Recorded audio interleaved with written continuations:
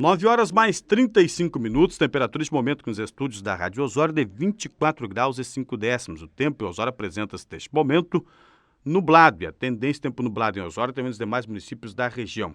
Já está na linha conosco o médico veterinário Márcio Madalena, que hoje é diretor nacional de cooperativismo do Ministério da Agricultura, para nós falarmos a respeito da regulamentação da venda de produtos da agricultura familiar. Um trabalho muito bom que está fazendo, nos enche de orgulho, o Márcio Madalena, osoriense, que está em Brasília, num cargo de confiança, fazendo um excelente trabalho. Tem CCs que não trabalham, mas tem CCs que trabalham e trabalham muito. E o Márcio Madalena já era desses CCs que trabalhavam muito quando estava na inspetoria, coordenando aqui a Secretaria de Agricultura no Litoral Norte, inspetoria veterinária.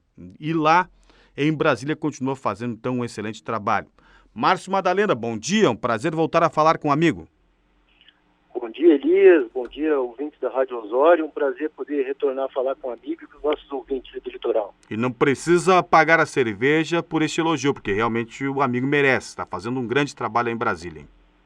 Obrigado, Elias, estamos trabalhando bastante aqui, procurando avançar em algumas pautas que historicamente tinham uma certa dificuldade de serem trabalhadas, de serem esmiuçadas, e nós acreditamos aí que nos próximos meses teremos muita evolução aí nas questões de normativas e de aprimoramento legislativo, inclusive, em relação aos produtos aí das cadeias curtas, como a gente chama, das agroindústrias familiares, da pequena propriedade rural. Bom, você chegou aí com uma missão, que era para regulamentar a venda dos produtos da agricultura familiar, ou seja, a agroindústria. Como é que está essa situação? Tens conseguido alguns avanços ou não, Márcio?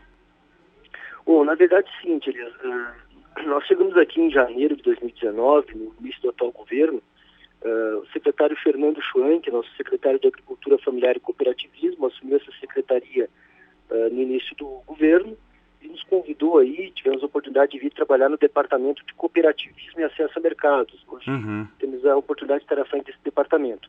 Além das políticas de cooperativismo, que nós estamos trabalhando também junto com a Organização das Cooperativas Brasileiras, com questões de intercooperação, de internacionalização, inclusive de acesso a mercados internacionais, dessas cooperativas mais estruturadas, uma das missões que nós temos é a questão do avanço, do fomento ao acesso aos mercados de agricultura familiar. E dentro dessa pauta nós encontramos diversos entraves, principalmente do ponto de vista de regulamentação, e principalmente com produtos artesanais, o que é muito comum no Brasil como um todo. Nós já tínhamos esse conhecimento um pouco do Rio Grande do Sul, tivemos a oportunidade de entender um pouco o cenário nacional disso, de como aquele produto que é produzido na pequena propriedade, ou seja, o queijo, o embutido, algumas bebidas também, como é que isso não pode ser legalizado a partir de alguns entraves que existem. Nós estamos avançando, no meu ponto de vista, Elias, do ponto de vista legislativo. Nós temos algumas legislações aprovadas muito interessantes que proporcionam, então, que essas agroindústrias familiares, que essa pequena propriedade rural possa agregar valor ao seu produto e comercializar. Um exemplo é o Celuarte, outro exemplo a lei do queijo artesanal, que é de autoria do deputado Alceu Moreira, do Rio Grande do Sul, nosso conterrâneo. Inclusive, estou entrando numa reunião agora às 10 horas sobre a regulamentação dessa lei, ou seja, mais um passo que a gente vai avançar para botar a legislação a funcionar. E o que esses instrumentos proporcionam na prática? Que a pequena propriedade, que a pequena agroindústria tenha níveis de exigência compatíveis com o seu tamanho e com o risco que ela oferece à sua produção. É de entendimento comum da sociedade como um todo que um laticínio que produz 30 toneladas de queijo dia tem mais risco de contaminação, tem mais necessidade de exigência sanitária do que uma agroindústria artesanal, por exemplo, que vai produzir 20 peças de queijo por dia. O que nós estávamos discutindo durante muito tempo, estamos avançando hoje no Ministério, e é importante deixar muito claro, com muito diálogo com os colegas médicos veterinários dos serviços de inspeção, é que essa diferença existindo, é preciso que se tenha legislação adaptada. Então é nessa linha que nós estamos trabalhando aí e acredito que estamos evoluindo. Agora, nesse nosso Brasilzão que nós conhecemos, eu até faz mais ou menos, deixa eu ver, uns 13, 14 anos, que eu viajava muito pelo interior do Brasil. Hoje eu não viajo mais como viajava. E observava as desigualdades. Por exemplo, você pega Você pega o interior de Pernambuco, lá você ainda estão vendendo, e não só no interior, né? Ainda estão vendendo, né, carcaça de boi na lona. Você pega, por exemplo, Salvador, tinha uma feira lá que eles vendiam também numa lona preta, lá cortava o pedaço na hora e só espantava a mosca. E lá se fazia tudo isso. E aqui não se pode nada. Como é que tu vais conseguir unificar? E qual é a proposta para unificar? Nós temos uma regra só em todo o país, hein, ô Márcio? Bom, primeiro é importante a gente dizer que a gente sempre tem muitos extremos, ou seja, a gente às vezes tem uma régua, um nível de exigência extremamente alto, que praticamente impossibilita a implementação de alguns estabelecimentos de produção de produtos de origem animal, principalmente, e temos outras situações aí que é um outro extremo, onde o nível de segurança alimentar é baixíssimo. Sim. O exemplo que tu citaste realmente é verdade. Cheguei a conhecer algumas situações na Paraíba, enfim, alguns mercados públicos, inclusive, onde existe um risco sanitário muito grande na comercialização, porque não há o mínimo de higiene e controle sanitário nos processos de produção e comercialização. Porém, nós acreditamos que é possível, sim, se construir pequenas estruturas, ou seja, que proporcionem segurança no processo na produção desses produtos, ou seja, sem que haja necessidade de grandes investimentos. Sim. E é nessa linha que nós estamos trabalhando. O que a gente está discutindo hoje, por exemplo? É possível, sim, se fazer uma queijaria, por exemplo, vamos pensar no nosso litoral norte, aí, que a gente conhece bem, ou seja, uma pequena propriedade que tem uma produção de leite pequena. Lembrando que hoje nós não temos grandes linhas de produção de leite na nossa região, como já tivemos em alguns anos atrás. Não vou dizer que não tenha mais, né? Mas são pouquíssimos, né? Exato, são poucas, ainda existe, mas é possível o seguinte, que essa pequena produção de leite possa ter valor agregado a partir de um pequeno estabelecimento construído com a produção dessas peças de queijo, doce de leite, enfim. O que a gente discute hoje com os colegas da Defesa Agropecuária? É que é necessária essa adaptação de legislação. Ou seja, o deputado Alceu comenta muito isso. O pé direito de uma estrutura física de um empreendimento, de uma agroindústria, não tem necessidade de ser o mesmo quando tu tem níveis de produção extremamente diferentes, volume de produção extremamente diferente. A questão do risco ela é diminuída na escala menor. Uma outra discussão também, Elias, é em relação, por exemplo, a gente observa as questões de bebidas. Hoje nós vamos participar em seguida também de uma audiência pública da Assembleia Legislativa do Rio Grande do Sul sobre a questão de políticas para a cachaça. Sim. Ou seja, uma iniciativa que partiu do deputado Gabriel Souza. Nós temos no nosso litoral, por exemplo, diversos alambiques ainda e comercialização da cachaça artesanal nas tendas do nosso litoral. E a grande maioria delas, ou uma parte considerável delas, não está regulamentada do ponto de vista legal. Mas por quê? Se nós formos analisar a fundo, existe um nível de exigência, aí não é só do ponto de vista sanitário, mas muitas vezes do ponto de vista tributário e legal, que impossibilita que um pequeno agricultor, uma pequena propriedade rural, consiga agregar valor de forma legal ao seu produto. Ou seja, o que acontece? Ele está distante da lei. Aí existe um questionamento. Ele tem que caminhar mais próximo à lei ou será que em algumas situações a legislação tem que se aproximar da realidade dele? Essa discussão ela tem avançado, a gente tem participado dela e eu acredito que a tendência, Elias, é que nos próximos anos nós tenhamos aí muita regulamentação específica para esses produtos dos circuitos curtos de produção. Por quê? Porque há uma evolução também no hábito do consumidor. Ou seja, o consumidor ele passa a enxergar que existe segurança alimentar, sim, em alguns métodos de fabricação, de produção. A Europa é muito avançada nesse processo. A gente sempre cita o exemplo, por exemplo, da França. Como é que aqueles queijos da França, mais de 1000 variedades de queijo, são produzidos a partir de leite cru, claro, respeitando períodos de maturação, sim, mas são comercializados para o mundo todo? Porque existe segurança alimentar, sim, em processo de cadeia curta, bem conduzido e bem estruturado. Bom, mas do jeito que nós estamos aqui no nosso estado, principalmente, nós vamos inviabilizar o pequeno produtor, a pequena propriedade rural. Né? Vamos inviabilizar? Não, estamos inviabilizando, né? Na verdade, eu acho que não é só a pequena propriedade, né? A gente observa também algumas situações de dificuldade encontradas em entraves na média propriedade também, né? E nos estabelecimentos, digamos, de médio porte. Ou seja, a gente tem sentido um pouco isso na questão dos frigoríficos médios, por exemplo. A dificuldade que eu tive a oportunidade de acompanhar alguns casos, de um pequeno, um médio estabelecimento, por exemplo, de abate e comercialização de carcaça se manter. Paralelo a isso, a gente tem uma evolução muito grande em alguns setores, né? O que a gente tem discutido muito, nós estamos bem preocupados também, é o seguinte: nós temos duas situações muito claras no Brasil em termos de produção de alimento. Nós estamos crescendo muito como produtor de commodities e agregando valor em algumas cadeias, e somos, sim, certamente, aí eu costumo dizer que somos a despensa do planeta. Se o pessoal quiser comer, vai ter que conversar com o Brasil. Mas, ao mesmo tempo que nós temos essa capacidade de exportar, demonstrando segurança alimentar ao mundo, isso é muito importante frisar, viu, Elisa? Estamos vivendo uma pandemia que ela tem característica, inclusive, zoonótica, né? Ou seja, a partir do consumo de algum tipo de animal, enfim, ela tem uma gênese muito discutida nesse ponto. E o mundo começa a entender que o nível de exigência no Brasil por si alto proporciona segurança alimentar. O nosso frango, o nosso suíno no exterior, ele é bem visto nas prateleiras do mercado, nos freezers do mundo inteiro. Mas, ao mesmo tempo, a gente tem que pensar em estruturar o nosso circuito curto de produção para viabilizar esse pequeno e médio produtor rural. E é nisso que nós estamos focados. O que a gente começa a observar, Elisa? Eu já falei algumas vezes isso no microfone da rádio, gosto de repetir.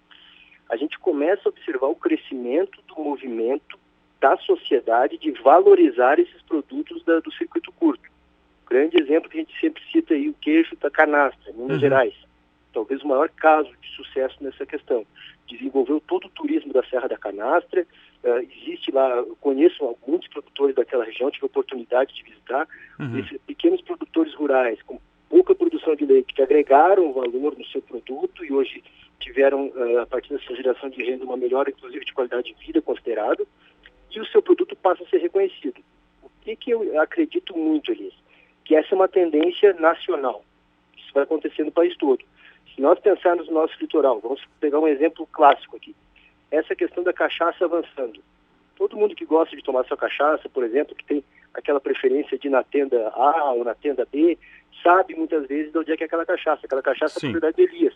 Mas é comercializada em embalagem PET, sem registro, sem nada. Se nós proporcionar a regulamentação desse produto, aquele agricultor que produz essa cachaça, que planta cana, que agrega valor e vende em pouca quantidade por um valor baixo, por exemplo, na tenda, amanhã ou depois ele pode estar na prateleira do supermercado. Ou seja, há uma tendência de evolução desse processo. E vai ser a cachaça do Elias, por exemplo. Vai ser o Elias que eu vou estar produzindo, o nome vai estar no rótulo. Volta a questão da canastra. Para quem não conhece, é muito comum hoje. Qual é o queijo mais famoso da canastra? É o do João e do Ivair. Mas quem são o João e o Ivair? São produtores. Mas hoje aqui em Brasília, tu vai, por exemplo, numa loja de produtos de queijos e vinhos, por exemplo, está lá o queijo com o nome dele do lado do queijo Brie, por exemplo, importado da França. Ou seja, a sociedade passa a reconhecer o produto do agricultor familiar do circuito curto de produção. Essa tendência eu acredito que tende a crescer, e aí o nosso trabalho aqui tem sido exaustivo nesse sentido, de procurar avançar aí dos pontos de vista de regulamentação desse processo. Sim. Quanto tempo tu acredita que ainda vai levar para nós evoluirmos um pouco mais? Já evoluímos alguma coisa, mas para nós realmente, né, evoluirmos bem mais nessa condição de poder desburocratizar, não é? Sem lógico, não estamos aqui, e as pessoas têm que entender, nós não estamos aqui defendendo que não tenha que ter o controle sanitário, tem que ter o controle sanitário, só não pode ser um controle que inviabilize a pequena propriedade ou a média propriedade rural. Exato, bem colocado, Elisa. Nós somos totalmente favoráveis, eu estou hoje no Ministério da Agricultura num trabalho de fomento à agregação de valor e geração de renda dos agricultores. Nós trabalhamos o tempo todo alinhado com os maiores técnicos do país, aqui da Secretaria de Defesa Agropecuária do país, procurando afinar esse diálogo para não errar para nem para um lado nem para o outro. Mas o que eu acredito, viu, Elisa? E eu vou te falar isso de maneira bem objetiva. Essa questão de colocar prazo é muito complicado, de quando isso vai acontecer. Mas eu acredito que Santa Catarina, recentemente, teve a primeira concessão de selo arte para o queijo, no município próximo a Lages. O que isso significa? Isso significa que a mesma região serrana, que tem a indicação geográfica de produção de queijo serrano, que são 18 municípios de Santa Catarina, 16 do Rio Grande do Sul, ou seja, pega aqueles nossos campos de cima da serra. Aquela região já tem um produtor em Santa Catarina que conquistou o selo que vai permitir que o produto dele, com aquela inspeção estadual que tem lá em Santa Catarina, seja comercializado no país todo. O que deve acontecer nos próximos meses? Esse exemplo tende a ser replicado do lado do Rio Grande do Sul. Ou seja, eu tenho acompanhado um pouco aquela discussão do queijo serrano ali, inclusive hoje, de manhã cedo, ainda tratei esse assunto com a nossa superintendência do Ministério aí. Eu imagino que São Francisco de Paula, Cambará, Jaquirena, algum daqueles municípios onde tem os agricultores que estão trabalhando na regulamentação do seu produto, vão ter o mesmo selo. Regulamentando a lei do deputado Alceu Moreira, do queijo artesanal, o que vai acontecer? Vai se definir que o queijo pode ser comercializado de fato no país todo, com a estrutura reconhecida pela inspeção local. É basicamente isso que a gente está fazendo. São Francisco, Cambará, temos os primeiros produtores, podendo comercializar de forma legal, por exemplo, no litoral, em Porto Alegre, aquele produto artesanal com a característica da serra, esses exemplos vão puxando outros. Ou seja, é uma tendência de crescimento. A gente sempre costuma dizer, é preciso cruzar a porteira, ou seja, cruzar aquela divisa. Muitas vezes eu sempre digo, é preciso quebrar aquela barreira de isopor, aquela parede de isopor, que a gente enxerga, parece que é intransponível, mas na verdade é simples de cruzar esse processo. Quando os primeiros começarem a atravessar essa divisa, essa fronteira de comercialização fora do seu território, eu acredito que nós vamos ter o quê? Mais agricultores buscando esses processos, a assistência técnica evoluindo e depois não volta mais para trás. Ou seja, é evolução isso. Isso não é regressão, como algumas pessoas dizem. Isso é evolução. Eu acredito que isso está bem encaminhado. Nordeste também está evoluindo nesse sentido, viu? Tem acompanhado alguns casos, Paraíba, Pernambuco, Bahia, e estão começando a evoluir. Basicamente com o quê? Queijos, manteiga de garrafa, que é um outro produto típico do Nordeste.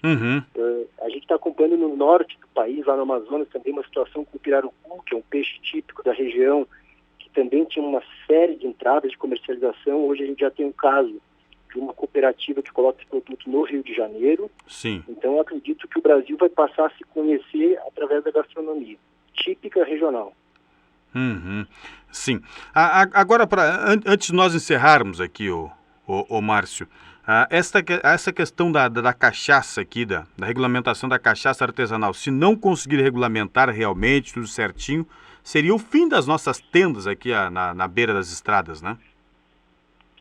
Eu acredito o seguinte, Elias, o deputado Gabriel está trabalhando forte na Assembleia nessa questão, com muito embasamento técnico, tanto do ponto de vista sanitário quanto do ponto de vista tributário desse processo, e eu acredito que nós estamos bem perto de regulamentar a questão da cachaça artesanal, assim como foi regulamentado a questão do vinho colonial. Uma lei também do deputado Alceu Moreira. Eu tive o prazer de conhecer em Monte Belo do Sul, lá no Vale dos Vinhedos, Monte Belo do Sul, município próximo a Bento ali. Eu conheci uma agroindústria de vinho colonial, ou seja, beneficiário dessa legislação. Produz a uva, produz o seu vinho, comercializa na sua propriedade ali, fomentando a questão do enoturismo, do turismo rural, ou seja, as pessoas visitam as grandes vinícolas ali, que nós temos na Serra, e diga-se de passagem, é necessária essa convivência harmoniosa, ou seja, não existe antagonismo nenhum entre os processos produtivos, entre os produtores rurais, mas quem quiser conhecer um processo típico de produção, um vinho colonial na sua essência, tem lá um produtor com seu estabelecimento registrado, legalizado pelo Ministério da Agricultura, a partir de uma legislação específica. Tá certo. Que a cachaça deve tomar o mesmo rumo, viu, Elis? Acredito muito nisso. Tá certo. Márcio, você tem compromisso agora, né? Isso. Uma da cachaça e do queijo, eu gosto dele. Cachaça com queijo é uma boa combinação, hein?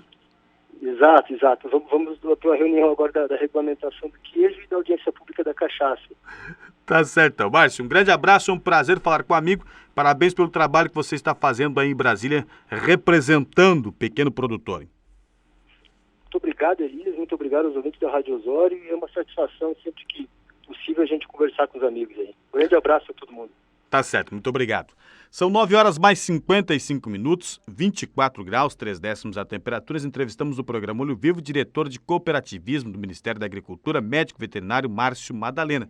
Estava falando conosco um pouco mais sobre a regulamentação da venda de produtos da agricultura familiar, a pequena agroindústria, não só a pequena, mas também a média agroindústria. Então, deveremos nos próximos anos, e tomara que isso realmente aconteça, né, termos uma flexibilização. Não que aqui esteja se defendendo, de maneira nenhuma esteja se defendendo, né, o fim do controle sanitário. Temos que ter realmente controle sanitário, mas não um controle sanitário tão rígido como nós estamos tendo agora, que inviabiliza o pequeno produtor ou a propriedade rural, a pequena propriedade rural, que hoje, pelo que a gente está observando, a maior parte estão virando todas sítios de lazer.